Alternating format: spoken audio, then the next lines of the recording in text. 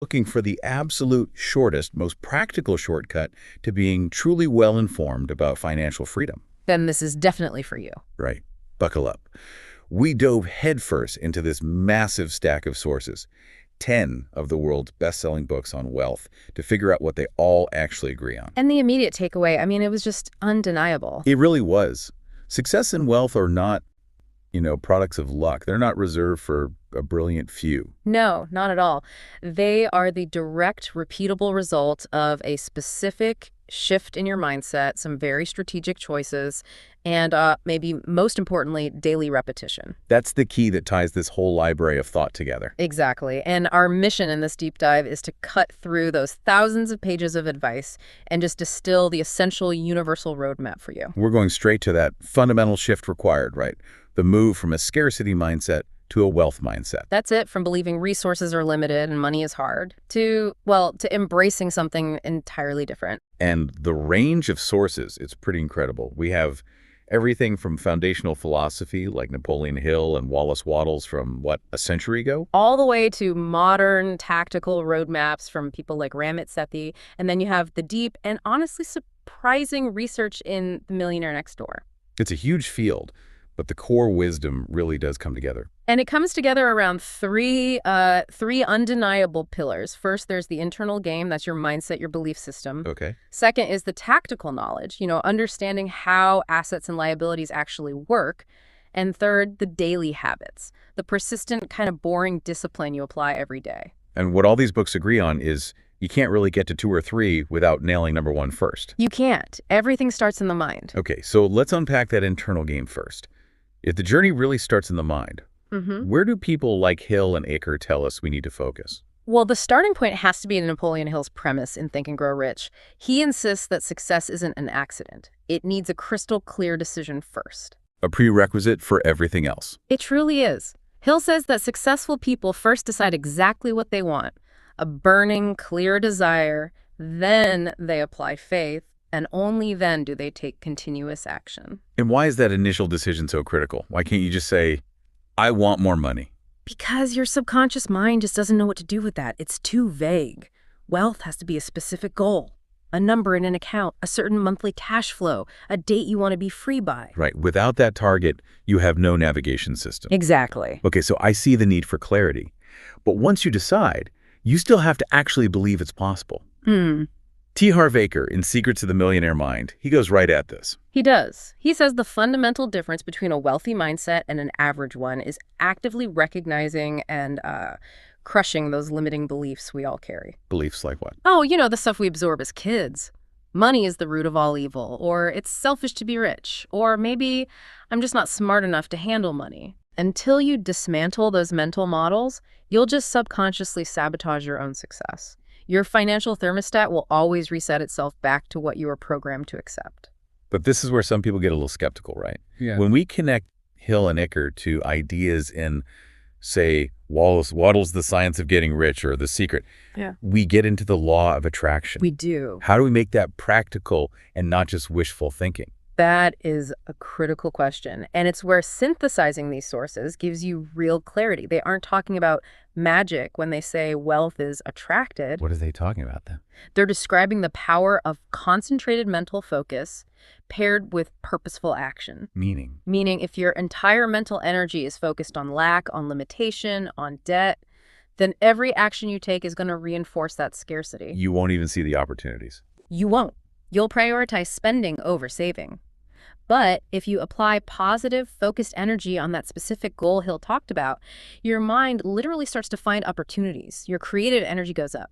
It's disciplined mental preparation, not cosmic ordering. So the key takeaway for you, the listener, is that the biggest choice you make is deciding to be the kind of person who believes wealth is attainable. Instead of believing it's limited or just for other people, that's the real starting line. That sets a powerful foundation. But as we both know, belief alone doesn't pay the bills. Not a chance. So let's pivot. Section 2, the tactical pivot. This is where Robert Kiyosaki and Rich Dad Poor Dad just throws down this huge challenge, saying financial literacy is way more important than a traditional degree. He really does. He challenges that old wisdom of go to school, get a safe job, work hard for money, and he gives us probably the most critical distinction that most people miss. The difference between an asset and a liability. He simplifies it perfectly. An asset puts money in your pocket. A liability takes money out of your pocket. And that one distinction, it changes the calculus for almost everyone. Yeah. I mean, we're conditioned to think that a new car or a big mortgaged house are assets. In Kiyosaki's world, they're not. Think about that brand new boat or the huge house. Even if the value goes up someday, right now they're just sucking up thousands in insurance, taxes, maintenance. They're liabilities. Exactly. Yeah. A real asset might be a dividend-paying stock portfolio, a rental property that actually generates cash flow, or a small business that works without you. The goal is to make your money work for you. That's the only real path to freedom. Right. But hang on. When you say make money work for you, that brings up this image of, big Wall Street risks, flashy suits, luxury cars. It does. And we have to bring in this massive reality check for The Millionaire Next Door by Stanley and Danko. They present a totally different picture. This is where the synthesis gets really useful because it resolves that paradox. Stanley and Danko's research shows that the public image of wealth is completely wrong. The surprise nugget is that most millionaires, people with high net worth, live incredibly modestly. Like how modestly? We're talking used cars, prioritizing thrift, building wealth slowly and consistently over decades. They care more about financial independence than showing off status. So we've got this tension. Kiyosaki says, think big, build assets. Stanley and Danko say, behave small, be disciplined.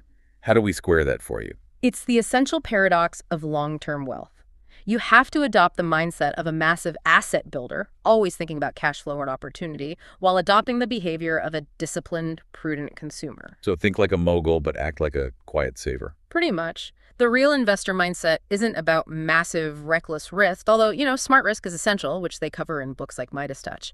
It's about disciplined, thrifty allocation of your resources into things that grow. Instead of letting liabilities eat up all your capital. Precisely. Yeah. That helps ground the concept of smart risk. It's not gambling. It's seeing an opportunity, calculating the odds, and then committing the capital you saved through being thrifty. Okay, so think like a big investor, but live like a frugal retiree until your assets have actually hit critical mass. You've got it. So now we have the mindset, we have the tactical knowledge about assets. Yeah. How does this translate into the daily grind? Let's move to that final pillar. Disciplined action. Because without financial order, all that high-level thinking is just potential energy going nowhere. You've got to pair knowledge with action. You must. And Dave Ramsey's The Total Money Makeover gives, I think, the clearest, most actionable steps for creating that order. And his method, the baby steps, Yeah. it's laser focused on one thing first, right? Yeah. Getting rid of debt. Yes. Why is that the absolute priority before anything else? Because debt, especially consumer debt, is the biggest tool of the scarcity mindset. It keeps you perpetually stuck working for money. By systematically and aggressively eliminating it, you reclaim your single biggest wealth-building tool, your income. You're reversing the flow, shutting down the liabilities that suck money out so you can finally start funding your assets. And once that foundation is stable, that's where Amit Sethi comes in with I will teach you to be rich. He takes that daily discipline and basically puts it on autopilot. Sethi is all about the systems. Smart budgeting that isn't punishing, systematic investing, and managing money so it reflects your actual priorities. His genius is in making the default path, the path to wealth. Absolutely. You automate your savings, your investing, your debt repayment. The whole financial engine runs itself, building your wealth before you even get a chance to spend what's left over. So Ramsey gives you the order, Sethi gives you the automation. It sounds like an unstoppable financial engine. It really is. That seems like the final technical piece. We've got belief, assets, habits. But Jason Vitug, in You Only Live Once, asks us to step back and look at the why. The emotional context, yes. He introduces that critical step of alignment. Reminding us that money isn't the goal itself. It's the ultimate check and balance. Money is just a tool to get you to your desired life. If you're saving relentlessly but you have no idea why, what experiences or freedoms you're buying back, the whole thing just feels like deprivation. It's a chore. A painful chore. True financial success means aligning every dollar with your clearly defined life goals. It shifts the whole process from feeling like a chore to feeling like profound empowerment. So we all have to ask ourselves, Is my money actually working toward the life I want? Precisely. If the answer is no, then even with a huge savings account, you haven't really achieved freedom. Your internal goals and your external reality are totally out of sync. Okay, let's bring it all home. What's the final unified conclusion from these 10 bestsellers? The absolute roadmap.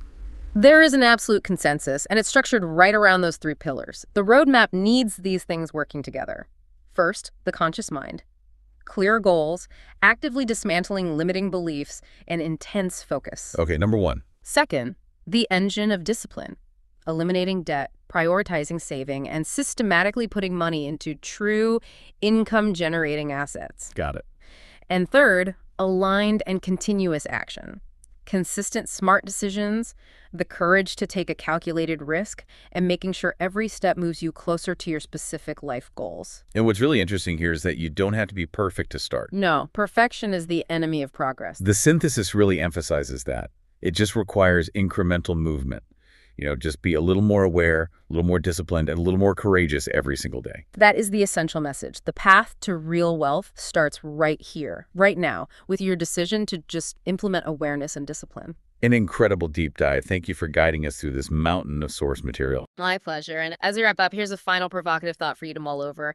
If the most successful high net worth millionaires, according to these sources, prioritize modesty and thrift, what self-limiting belief are you holding on to right now about what wealth is supposed to look like?